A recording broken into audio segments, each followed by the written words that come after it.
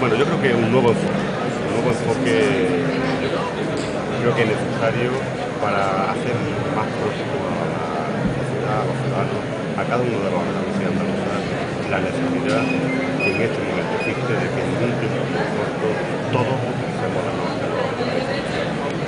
Que los padres sepan que ningún niño puede estar sin conocer Internet, no ver Internet, y que los padres deben incorporarse a ese mundo importante.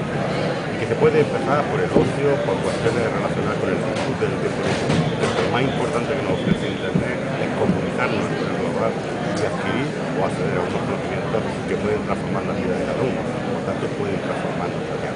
Hoy competir en el mundo económico, tener relaciones sociales, tener cualquier tipo de actividad o de ocio puede mejorar de manera significativa a través de Internet. Cambiar de trabajo que no está gusto con su trabajo puede conseguirlo a través de la nueva tecnología. Buscar nuevas relaciones se puede hacer a través de Internet. Hoy hay un mundo que no habla de nosotros y que tenemos que ser conscientes que va a ser el paradigma que cambie nuestra vida en los próximos años que ya no está cambiando. Y por lo tanto me parece que hay que intentar que ese mensaje llegue a cada uno de los andaluces y andaluzas. Esto no es solamente para las empresas o para la administración o para los tecnólogos.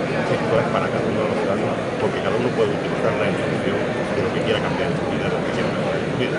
Y ese es un poco el mensaje probablemente más humano que tratamos de transmitir con un plan muy frío con las nuevas tecnologías. Intentamos de verdad hacerle ver a los ciudadanos andaluces que nos jugamos mucho, pero no simplemente como comunidad, sino que nos jugamos mucho a nivel individual cada uno, porque el mundo de la tecnología y la información van a cambiar la vida de toda la humanidad.